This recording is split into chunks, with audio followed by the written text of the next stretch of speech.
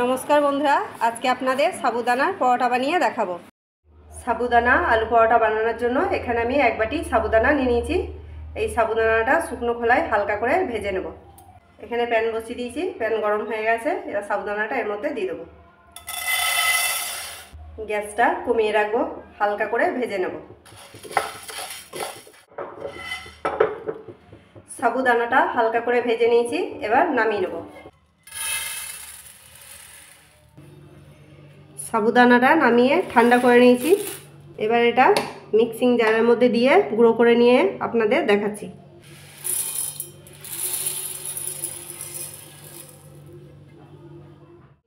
এই দেখুন বন্ধুরা, সাবুদানাটা গুঁড়ো করে নিয়ে চলে এসেছি। তা এই সাবুদানার গুঁড়োটা আমি এবার চেলে নেব। এই ছাঁকনিটার মধ্যে সাবুদানার গুঁড়োটা ঢেলে দেব, ভালো করে চেলে নেব।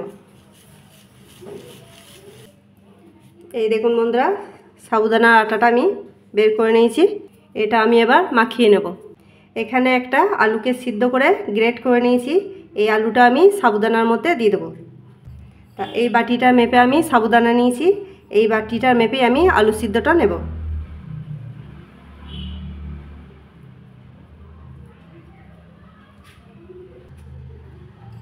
সাবুদানার মধ্যে আলুটা দিয়ে দিলাম। গ্রেট করে রাখা আদা দিয়ে দেবো, কাঁচা লঙ্কা কুচি দিয়ে দেবো। এখানে নিয়েছি সামান্য একটু গোলমরিচের গুঁড়ো, এটাও দিয়ে দেবো। এখানে নিয়েছি সামান্য একটু গোটা জিরে, এটাও এর মধ্যে দিয়ে দেবো। আর দিয়ে দেবো সামান্য একটু ধনেপাতা কুচি। 1 চামচের মতো নুন দিয়ে দেবো। সব উপকরণগুলো ভালো করে মিশিয়ে নেব। এখন আমি জল দেব না, আলুর মধ্যে যেহেতু জল আছে। সামান্য একটু জল দেব, অল্প অল্প করে দেব।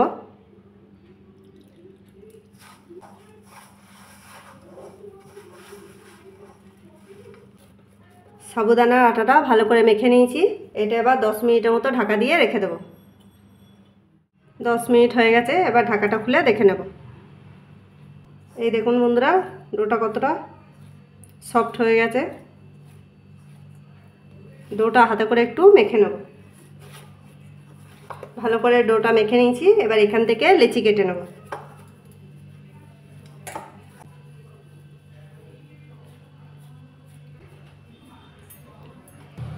এবার সাইডে ঢাকা দিয়ে রেখে দেবো। এখানে একটু ময়দা ছড়িয়ে নেব। এখান থেকে একটা লেচি নিয়ে নেব। এবার লেচিটা রুটির মতো করে বেলে নেব।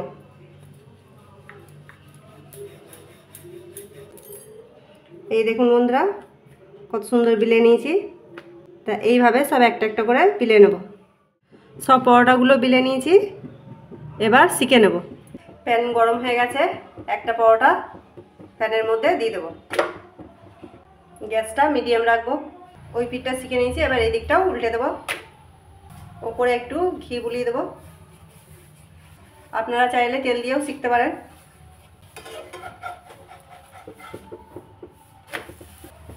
এদিকটা একটু ঘি বুলিয়ে নেব। 2 পিঠ ভালো করে উল্টে পাল্টে সেঁকে নেব। পরোটাটা 2 পিঠ ভালো করে সেঁকে নিয়েছি, এবার তুলে নেব। এই দেখুন বন্ধুরা, কত সুন্দর হয়েছে। তা এইভাবেই পরোটাগুলো একে একে সেঁকে নিয়ে আপনাদের দেখাচ্ছি। এই দেখুন বন্ধুরা, সাবুদানা পরোটা রেডি। তা কেমন হয়েছে কমেন্টে লিখে পাঠাবেন।